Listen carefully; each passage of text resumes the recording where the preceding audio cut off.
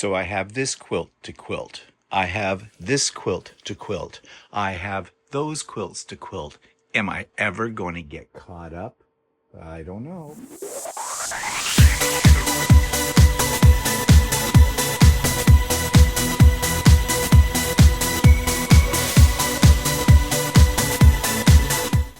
Good morning, everybody. It's Stephen here for Bland Designs and the Idiot Quilter, and welcome to my weekly vlog. It is vlog number 414 for July the 7th, 2025. And yes, it was a very frustrating Stephen and Walter live for the first 10 minutes yesterday because once again my technology failed. More about that a little bit later on, but let's just say I'm racking my brain trying to figure out what's going wrong. I cannot duplicate the problem, and I just don't know what the hell is going on. So over the next day or two, you may see some fake lives come up, and that means I'm testing the system. And the only way I can test the system is to do it as if I was doing an actual live. So don't worry, don't bother joining in. In fact, I'll probably have the chat turned off because it's not a real thing. It's just me trying to test the system to see what's happening. But anyways, more about that later, or at least more about technology, because right now I'm very pissed off. Hint to what I'm pissed off at is going to be about.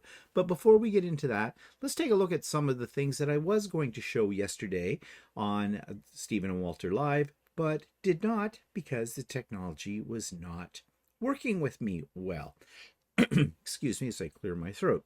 Okay, let's hope it's working this morning, shall we? Okay, here we go. My sister's quilt. Top is done, but I have more to do with it. It's actually, the top is not done. I have to make it a little bit bigger. But more about that on Idiot Quilter tomorrow. This is just a sneaky peek. This is another sneaky peek at a table runner I have done. Now, this is actually, I don't know if I should say this, but this is a pattern that a good friend of mine is going to be doing a sew along with in a couple of weeks. So that's all I'm going to say about that for now. This is a bag that I made. It was an In the Hoop project. It turned out pretty good. It was a little different in how to put it together. I'm finding with what are they called? A Sweet Pea. This is a Sweet Pea design, that they do things just a little differently when it comes to bag making. However, this one worked out fine. I did have a little problem with the lining, but nothing to write home about, and it's okay. So this is going to be a gift, and I'll talk about it and the pattern in a little bit more detail tomorrow on So Chatty. And while I was doing 1,000 other things, why not make some freestanding lace angels to give as gifts as well? So yeah, I did. So yeah, I've been a busy little beaver. Plus I've been doing 3D prints, more about that later on, and trying to get ready for the Stephen's Birthday Bash pop-up sew day, which is going to take place this coming Saturday, July the 12th. Starts at 8 a.m. in the morning Eastern Time, ends at 5 p.m. Eastern Time, and yeah, come enjoy, come for whatever time you can, come in, go out, come back in again, whatever floats your boat. And there are going to be prizes. Yes, there are. What those are, well, that's something I have to sort out today. Yeah, as I get ready for it. But it should be a great time. And right on the heels of my pop-up sew day next Saturday, next Sunday, July the 13th, my good friend Russ of Quilt Meets World is having his sewing shenanigans. So it is a weekend of opportunities to get caught up on projects and things like that. Again, more about all the things on Idiot Quilter tomorrow. Okay, let's talk about this past week and last weekend. Of course, last weekend there was a lot of events for us Canadians going on. Well, not this weekend that just passed, like yesterday was Sunday, but the weekend before. Okay, end of June. Okay, let's put it that. The last weekend in June. The last weekend in June was basically two major events in our area. First major event, of course, was Toronto Pride, the Pride Parade. And given the controversy that's happening in the States right now and the LGBTQ rights being threatened by the Orange Pumpkin, that leads the Americans. Well, misleads, I would say. Um, a lot of those parades and things were going on, but under great controversy. Here in Canada, those rights have not been attacked yet. I say yet cautiously because whatever happens in the United States does have an effect on Canadians. No matter how we don't like to admit it, it does. And we do have a extreme conservative right that would love to have all of us thrown in concentration camps and obliterated from the face of the planet. We have our nuts too. But the Toronto Pride Parade was a great success, as it always is. Over 1 million people were in attendance to see the parade. We were not in part of that crowd because of the crowd. You just can't move. There's no way. So we haven't gone to the Toronto Pride Parade in a number of years now. And we're not planning to go to it anytime soon again. But in the meantime, thanks to technology, one of the good things about technology, you don't have to go. You can watch it on YouTube. And so, well, that's what this week's YouTube clip is all about. This week's video clip is one of many. We just celebrated Pride in Toronto in this past week, and the Pride Parade, of course, is the culminating event that everybody loves. And if you want to see just how big and how long and how unique this parade is, then just do a search for Toronto Pride 2025 and you'll find a variety of different videos. You'll find ones that are just a series of clips, and you'll find ones that will take you from the beginning to the end, like this one I'm showing you here, which was on CP24, which is a Canadian news channel.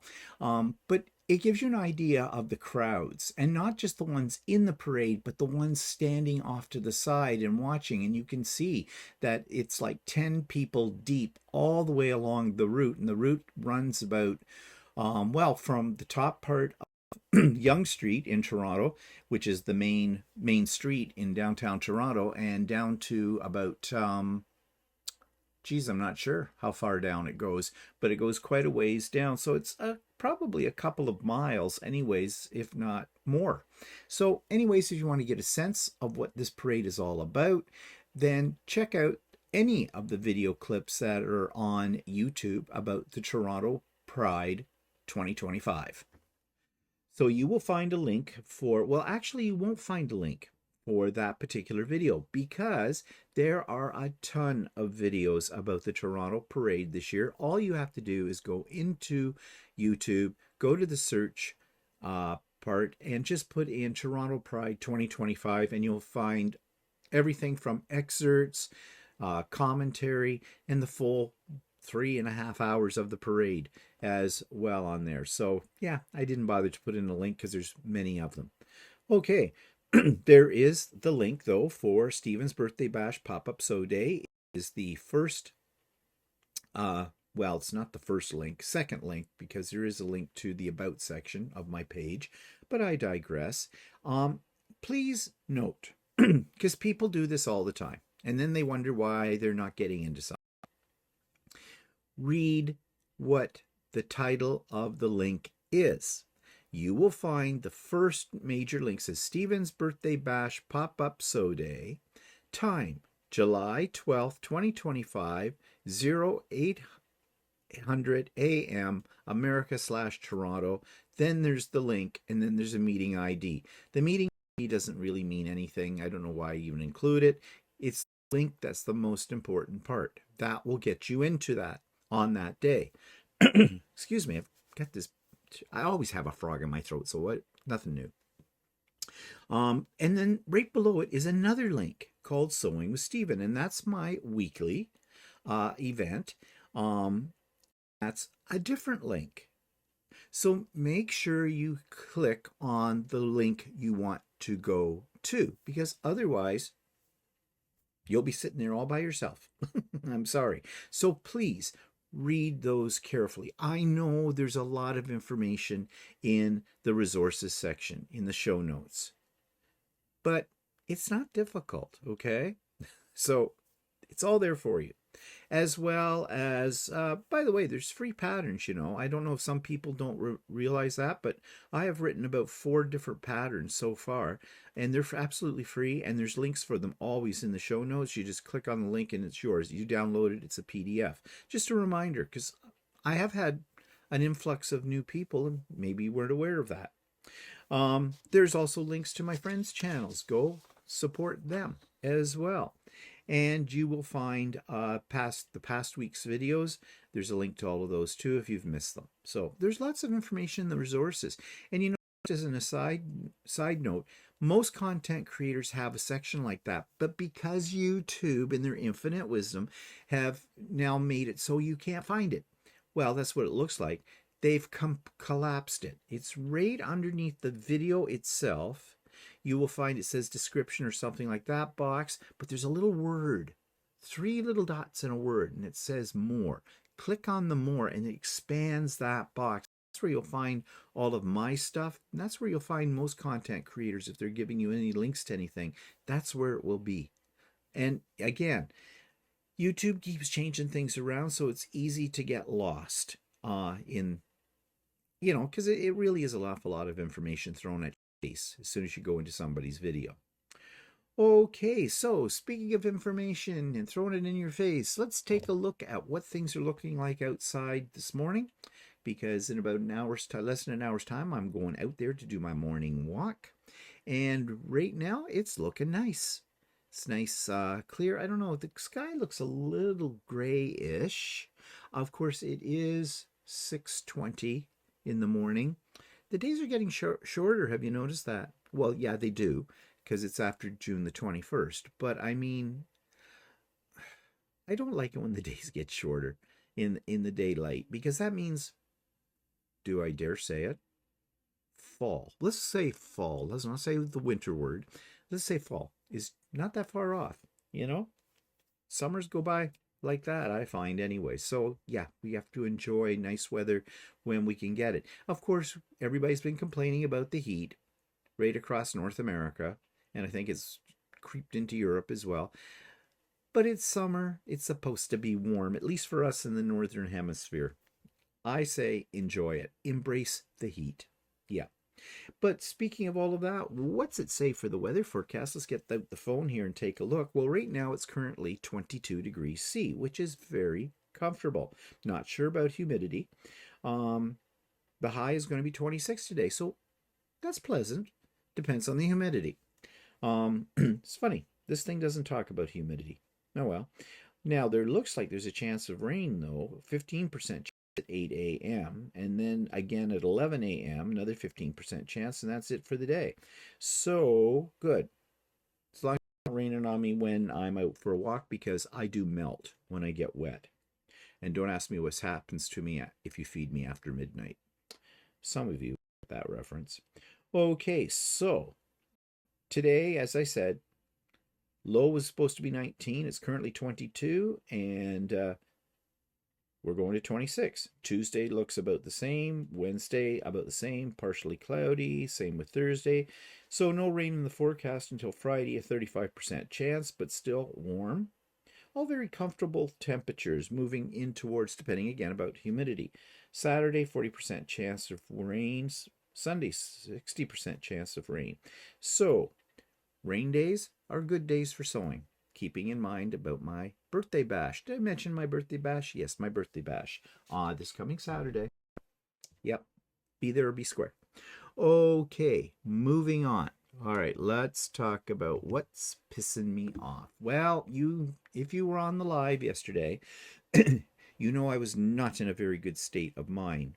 And certain people around me, i.e. Walter, was not making my mood any better. Last week on our live, we had the similar problem. We've changed things. Well, I don't change things, but I mean, I set up a program called OBS. I'm actually using it right now as I record this. This little program allows me to set up different scenes, so I can switch screens and things to show you. Like when I show you pictures of, the things that I've made and stuff like that, I have a little control box over here and I push a button. that is programmed to go there. And it's been working fine, and it's working fine today. You see, I can push this button and you're going to see that picture, and then you're going to see my picture down here, and then back to me. Perfect. It works like a charm. And I've been using this when I do YouTube Lives. Now, YouTube Lives are a little different in the way they work, but I've been doing them now for quite a while, and I've been using this system for a long time. No problems. Suddenly, it's giving me a problem, and you saw that yesterday, where I could not show you what was on my second monitor. There's another monitor up here above me. That's why sometimes I'm looking up like that, because I don't have enough wide desk space to put them side by side, which would be nice, but then you'd be seeing this, right, instead of this. So, I don't know, 6 of one, half a dozen of another. And I can get up various different scenes with this system. So at a push of a button, I can change lots of things. And if you've been on the Zooms before, you know that I change them to different parts of this room while I'm working, all of that kind of thing. And that's great, wonderful. So why is it working right now? And why isn't it working on YouTube Live? Now, the thing is, I go and I test. Before we do a broadcast, even before I do one and record it, I test my buttons to make sure everything's going to work, and it does. Suddenly, I get into YouTube the last couple of weeks, and things do not want to cooperate, and I can't figure out why. And that's going to be the bulk of what I'll be working on later today, is trying to solve the problem, because it's extremely frustrating. And I could think you saw in my face and in my voice my anguish and frustration yesterday on the live.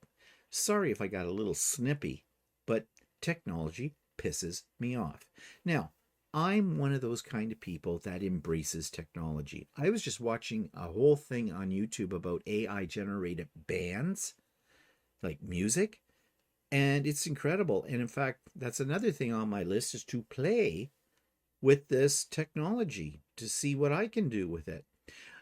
The reason I love technology is because, well, I have as a kid, even as a small child, I loved, toys that wound up, toys that took batteries, the whole concept of computers. When we finally got into an age where we could have a computer in our home, I was there.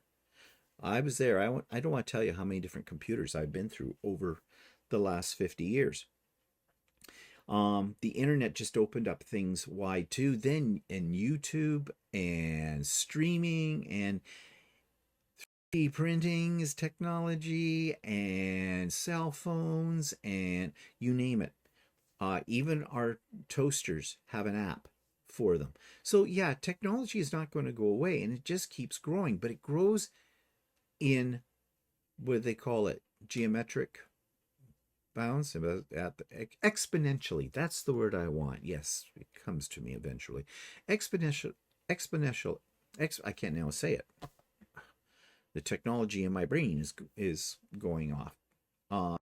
Anyways, what I'm saying is we can't live without it, because it's in everything in our homes.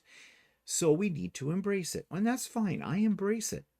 And I learn a lot. And the other thing about technology is it does extend your imagination, your intellectual powers, as you try to problem solve, or in my case, try to think about how I can use this technology to make my life easier and better.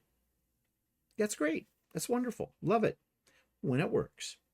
When it doesn't work, then I get frustrated and my mind goes into overdrive. Why is this not working? What is happening here? It worked before. Why is it not working now? It drives me mad until I get it solved. I cannot walk away from it. So I got up early this morning. Why? Because I woke up at 4:45 and my brain immediately started to work on this problem I've been talking about that I have with YouTube. And that's going to be my day. Yeah. Right now I had a lot of other things planned for today, but this will take priority because it is a problem and I need to solve it. And that's what pisses me off. I get so involved with it, I can't concentrate on anything else. But technology companies are doing us dirt. they say they're doing us a good thing. Well, let's talk about the simple fact that they're constantly upgrading their products. I mean, there's an upgrade for your phone, for your computer, for everything else you use in your house. As soon as you get a new product that's going to go Wi-Fi, it's going, if you're going to attach it to your household system, Wi-Fi system, the first thing that comes up, there's a firmware upgrade. Would you like to do that now? Well, yeah, you have to.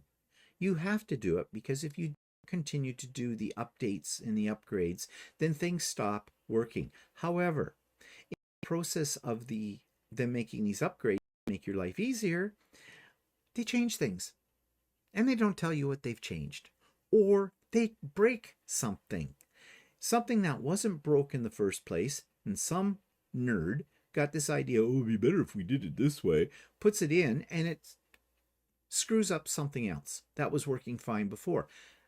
Apple is famous for this, okay? On their iPhones especially. They come up with an update all the time. Oh, this is going to make your life so much easier, and all that. And then suddenly what you're used to, what was working, isn't working anymore for one reason or another.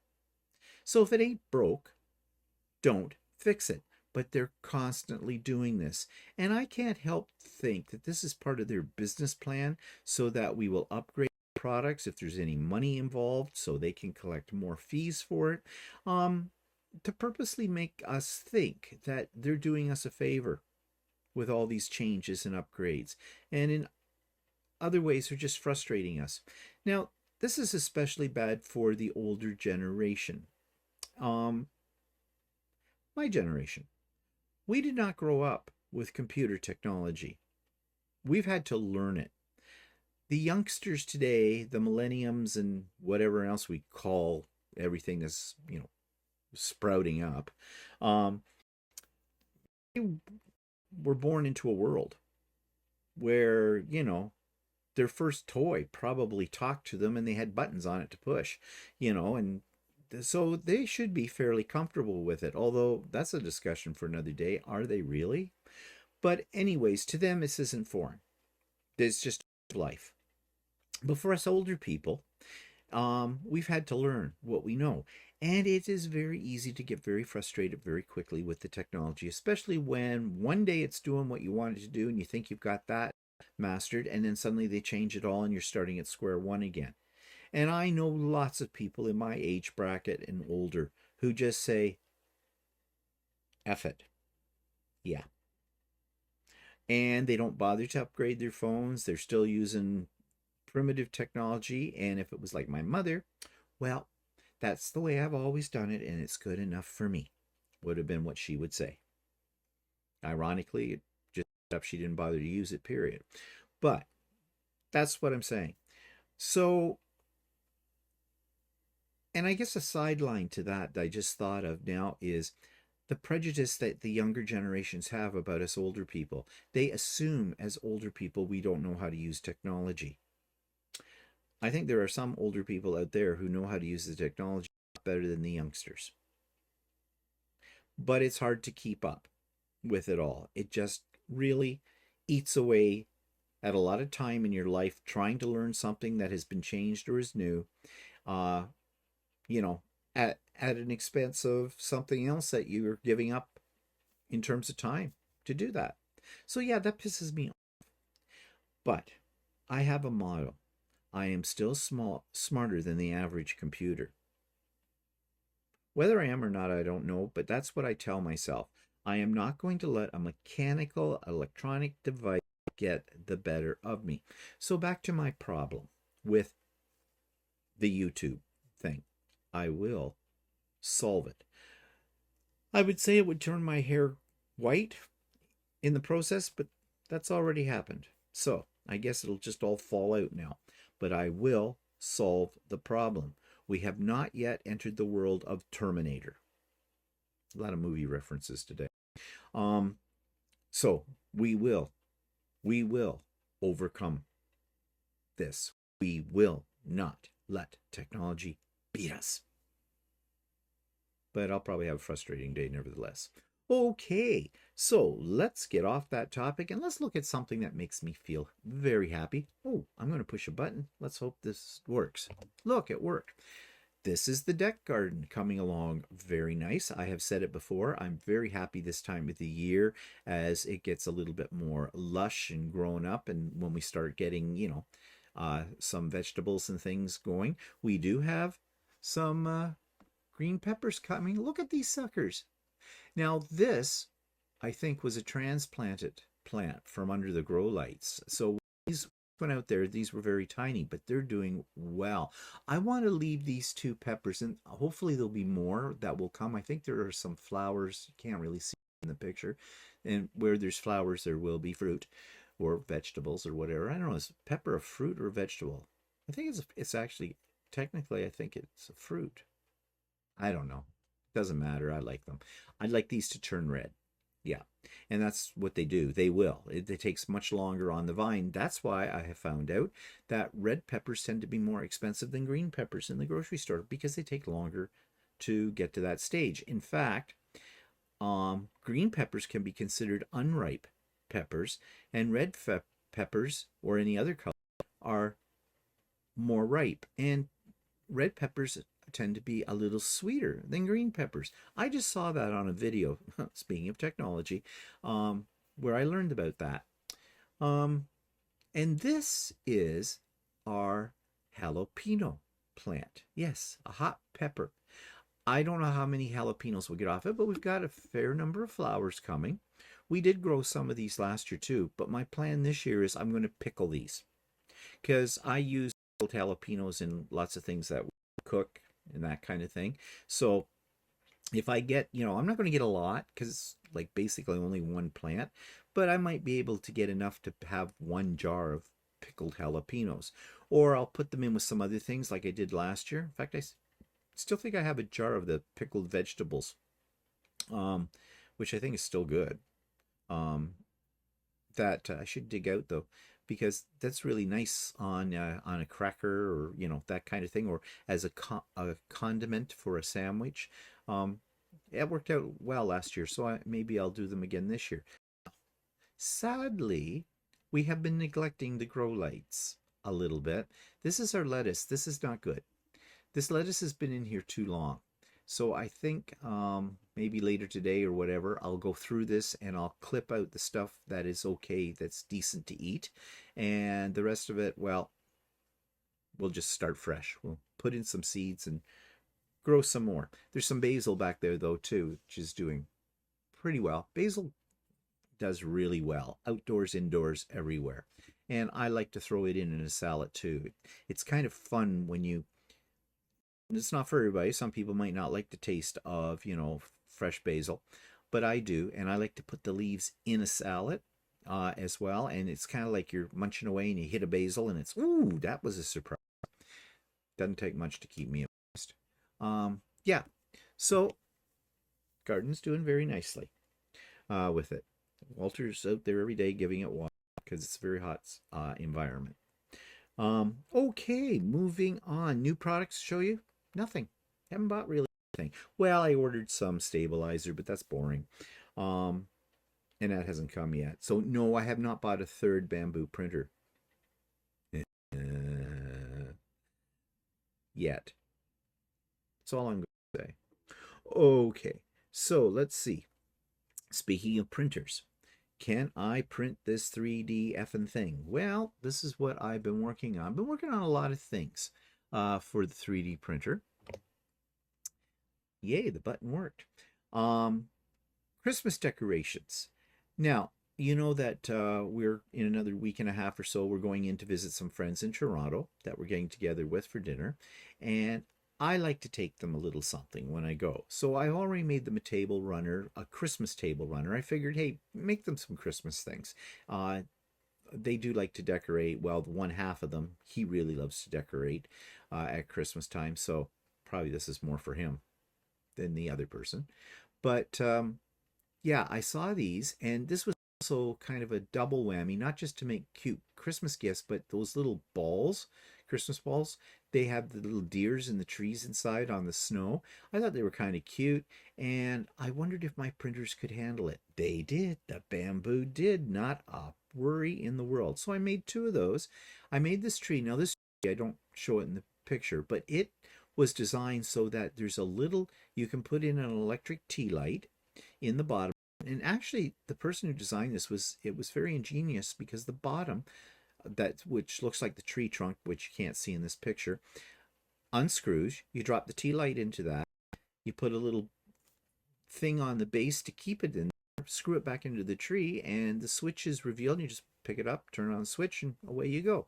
And it doesn't bounce around inside or anything. So I thought that was a clever design, and it looks really cool as the light diffuses up through the tree branches, because there's all these little holes in it, and it all sends out a really nice warm glow. So I made those.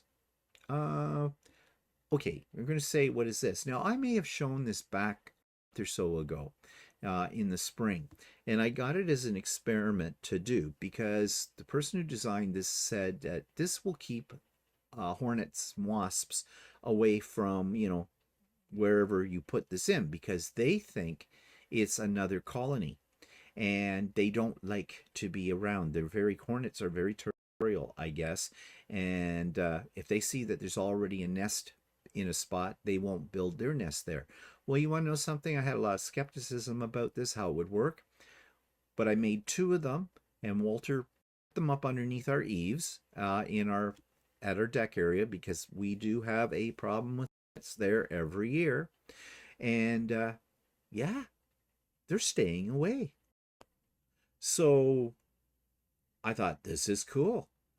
And we were over at our great niece's and Walter's nephew's place on the weekend. More about that coming up. And they had a little bit of a problem with hornets there. And I mentioned this to them. So I made them a couple, and I made a couple for Walter's brother-in-law as well, because they have a problem too. So I said, well, see if they work for you, because I think they're working for us. So ingenious design, easy to works well so far. Nope, that's not where I want to go. Okay, back to me. All right, so that, and plus I made a whole bunch of stuff over the last 2 weeks that Walter wanted to take a bunch of gifts down to his sewing people, the ones he gets together with for in-person sewing days when he goes. And he asked if I could make them my famous thimble trash bucket. And I said, sure. I've got some actually in stock, but I made some more. And then he said, well, how about some of those articulated dragons? Sure, no problem. Made some of those too. So in all, I made 6 of these kits up, and I put in some, like a seam ripper and some of my usual, kind of sewing little thingies that I make. And Walter made some bags. Of course, we were taking these over on Saturday. He started making the bags late Thursday night. Had to make 6 of them. So he made them quick. They're not, he made them out of canvas. Actually, they're okay bag, good utility bags, but there's nothing really fancy about them, but they serve the purpose. And so you thought it was Christmas when we went down and gave them all their bags and that, and they were just absolutely delighted. Then I got orders. Well, not orders, because I don't sell these things. And I like making them, as you well know. So one of the ladies there, she says, I've got 2 granddaughters that would just love these dragons. And I said, you want some? She hesitated, because I don't think she didn't want to bother me with it, but that was okay. I said, no. I said, I can make you a couple. Not a problem. They're already made. I love having 2 bamboo printers. I don't know if how much longer I'm going to be using the KEs, which is kind of a shame, because there's 4 of them. They all work well. But, it's just the bamboos are so much nicer. But anyway, that's why I'm toying with the idea of a 3rd one and start really replacing the KEs. Just saying. Not yet. Not yet. Not doing that yet. No. Hold myself back. Okay, so yeah, that's what I've been up to on the 3D printing. All right, so speaking of technology and 3D printing and all of that kind of stuff, this week's excerpt from one of our earliest lives is called S&W on Tarts, Tech, and Art. Well, yeah, you print them out on your computer, and then you cut them out, right? Yeah, you print them out on the computer, okay. Then the sheet goes into the Yeah, okay. I'm just trying to Yeah, clarify. but I thought you knew everything about this. I understand that, but I'm Oh, just trying to clarify it for people really? watching. I think we need to do a video where we go, beginner's guide to using the Cricut Maker with someone who doesn't know how to use a Cricut Maker. I know how to use it, except I don't know. You don't even know how to turn it on. So I'll bet you can't even open it. Yeah, there's something. Oh yeah, there's some. Yeah, right. And it spreads its legs. Okay, well, all right. Well, I could use your table saw, no problem. I could probably make a cabinet. Right. No, that's the same. Whatever. Okay, fine. Okay, so Dorothy says I was impressed. Okay, she's Dorothy's going for the Cricut Maker, and she says you're only using them for yourself. Yep. And Dorothy says you're right. Oh well, just like feed his ego. Like anyway, he already knew he was right because. Well, you make me watch all these stupid videos all the time with. Oh, you say it isn't so. I do absorb stuff. Oh God. Anyway, so I think I'll have a heart attack. Heart attack. Time to try the third one. This is the cranberry one. This one I'm kind of looking forward to. I don't know. There's something stuck in the middle of it. I'm not sure what that is. Ooh, this is it's like a butter tart, really runny butter tart with. Weird. Ooh, that's weird. It's got butter tart filling with cranberry stuff on top. Oh, that's good. Well, that's good. It's like caramel but it's like the cranberries are a little tart, and the other part's still sweet, so you get this this fight in your mouth. But that's what I call a runny tart. It's an oozer. Okay, I was talking about runny tarts before. Like in butter tart, I don't know if I can show this, but look at that's a runny tart. Okay, that's like you're wearing it up to your elbows. Nari says, "Breathe, Stephen, breathe." Evie says, "Laugh out loud. You guys are so funny." Wasn't trying to be. That's just normal. Okay. Katie says, "When are you guys going to do an art project together?" Well, Katie, we'll have to figure that out. There's a certain amount of resistance over here to this. The other problem that we have too is I'm trying to think, what you would only see is probably our hands. Maybe that's the better part of us. Anyways, I was trying to think of a way that I can switch between two, but I don't have the technology to do that easily. I do have the technology that I have two cameras downstairs in my craft room for different areas, which I can switch back and forth. But basically, when I switch them, it means unplugging the USB cable from one and plugging the USB cable in the other, because the two will conflict with each other. I know there's devices out there or something you can use that will switch back, and I've never, it's funny. Oh,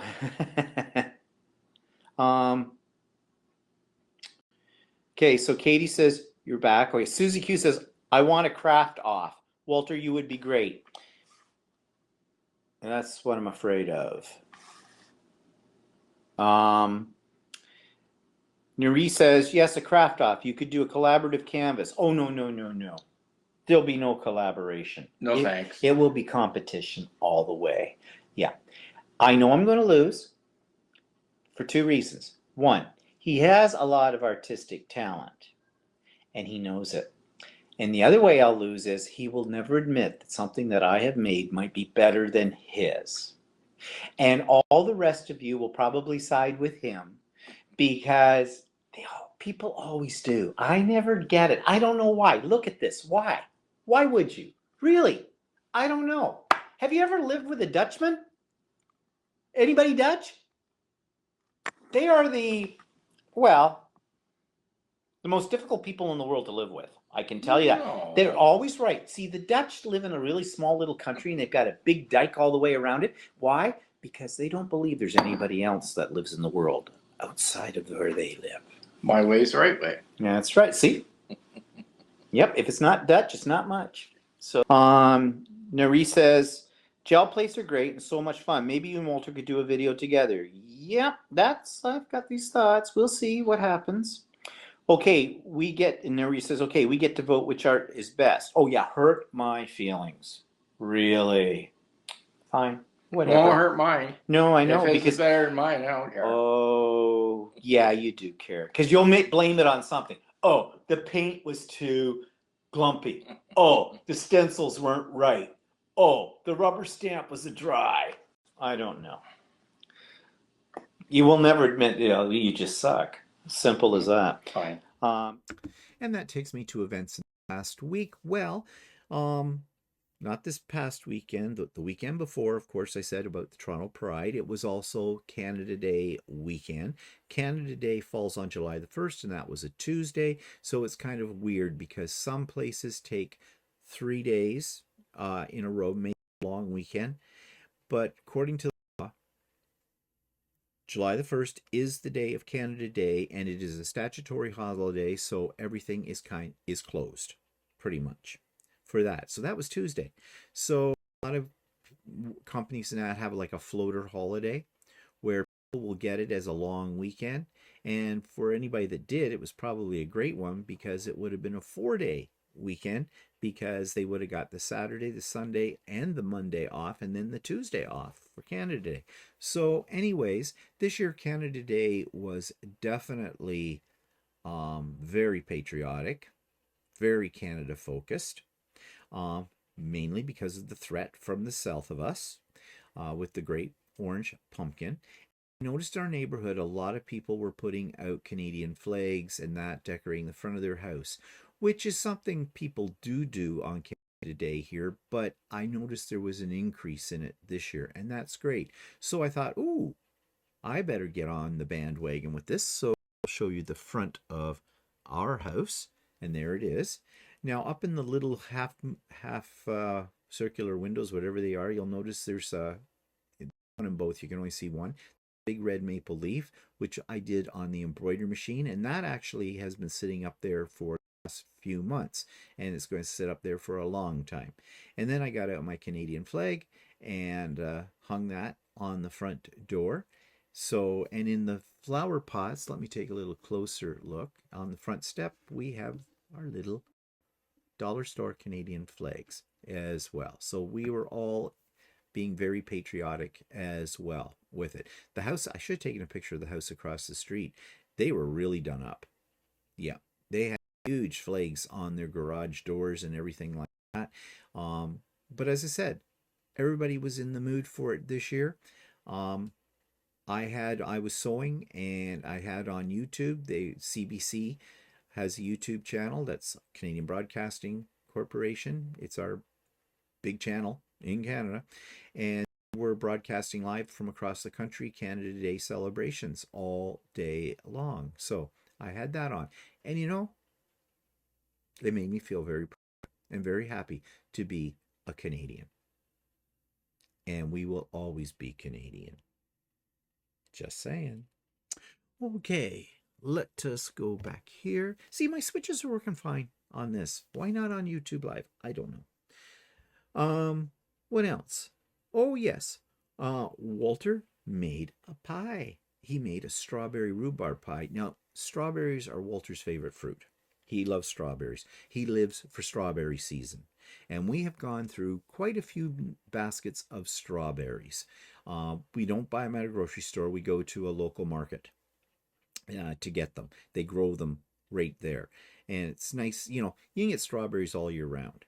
But they usually come up from, Mexico, California, wherever, and they just don't taste the same as ones that have been freshly picked from, local farmer's field kind of a deal. So we've been having a lot of those, and they had rhubarb too, so Walter decided to make a rhubarb strawberry pie. And here is him doing that. And what you make? Walter made a pie. What kind is it? Strawberry rhubarb. Strawberry rhubarb. We haven't had pie in a while. Looks delicious. Is it runny? I don't know. Will we be using a fork or a spoon? I don't think it's running. Deep dish pie. We're waiting. We're shivering with anticipation. Ooh, your pie crust looks so flaky.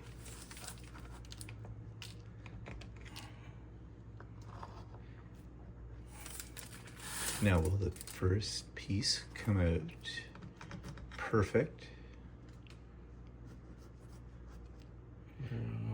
We're all waiting. We're waiting to see. First piece is always the hardest to get out.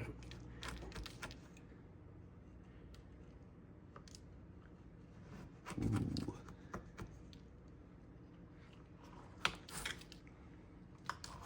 Looks yummy. It's going to be the moment of truth. If you can find a spatula. Yeah, if I can find something in this drawer. It's the drawer of hell. Oh, we found it. Here it goes.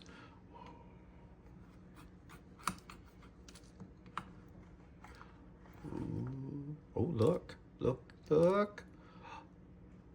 Oops. Almost. Almost. Not bad, but almost. It almost Little came out back here. perfect. I'm sure. That'll be my piece. You can have yours. I don't care. My mother used to destroy every piece she ever gave me. She'd turn my cake with the icing upside down on my plate and go, oops. I think I was dessert abused as a child. Yum, yum. And it was delicious. I'm always talking about making maybe just a straight rhubarb pie. I'm all favor. If it's pie, I'm into it. I mean, yesterday he was going on about he thought he made it too thick or whatever and this kind of stuff. And then he blames me for it. Look, he says, well, it's either too thick or it's too runny. Can't make you happy. Well, that's not true. If the pie is a little on the thick side, that's great. I love to blow a bubble in my pie. And if it's a little too runny, we have bowls. It's deep dish. It's pie. That's all that it matters to me. It's pie. I've told you this many times before. This is one of my favorite food groups, pie. So also on the weekend, we were invited over to Walter's nephew's place, and our great nieces, along with him, were giving a concert. They do this every year in July, and the girls are very, very talented musicians. They play bass guitar and lead guitar, flute, trumpet, and a hurdy-gurdy. Yes, a hurdy-gurdy. And if you've never heard of a hurdy-gurdy, and I hadn't either, it is a very strange device. So I'm going to show you some pictures first, and then I'm going to let you hear what a hurdy-gurdy sounds like. So here they are, the three of them, Dad with the two girls. The girl on the lead guitar, that is our great niece, Claire. And she's about to go into high school in September, and she's going to the performing high school that we have in our area, which is great. She had an audition for it, and she got accepted, so that's great. Her younger sister, who's going into grade 7, this is Brooke in the middle. She plays the bass guitar, and she is so funny. As she plays the bass guitar, she'll look out at the audience, and she has this look on her face, like, yeah, I mean, I can't describe it, but and then of course their father on another guitar, and yeah, they're all wired up here with the amps and the whole bit, and they're really good. All are. Now just a little close up on the girls. I said that they do play other instruments. So Claire plays trumpet as well, and Brooke, she plays flute too, and her dad's learning how to play the flute as well with her. It's a family affair. But this little device that's in her lap is called a hurdy-gurdy, and it has a handle on it, and she knows a lot about them. This is an ancient musical instrument that I guess they used in the Middle Ages, according to what Brooke told us. And it kind of works like a violin, but with a crank, and there's little stops or keys you press to make the sound, to make the music out of it. This has been made by hand by a guy in Quebec. They went to him and they bought one of these from him or ordered it. It takes quite a long time to have one made. I imagine they're extremely expensive. I didn't want to be rude and ask. I wish I had, though. And she's taking lessons on how to use this, but she's taking lessons via Zoom with a gentleman who is located on the Isle of Skye, which is off the coast of Scotland. So, there's technology again for you, how it can definitely be of benefit when it works. but I thought you'd like to hear what a hurdy-gurdy sounds like. So let me just set this up for you. It has a sound that I don't know if I'd want to hear a whole room full of them. But let me just get this for you, and hopefully this works. And here we go. Only 16 seconds of this to have to put up.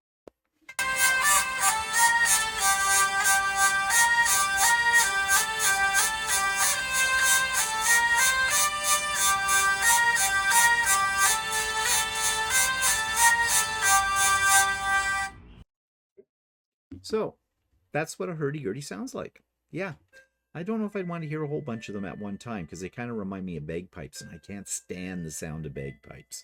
So yeah, but it's really cool that she's learning how to do this. So yeah, as I said, very musical, talented people, and we had a really great afternoon at their place for the concert.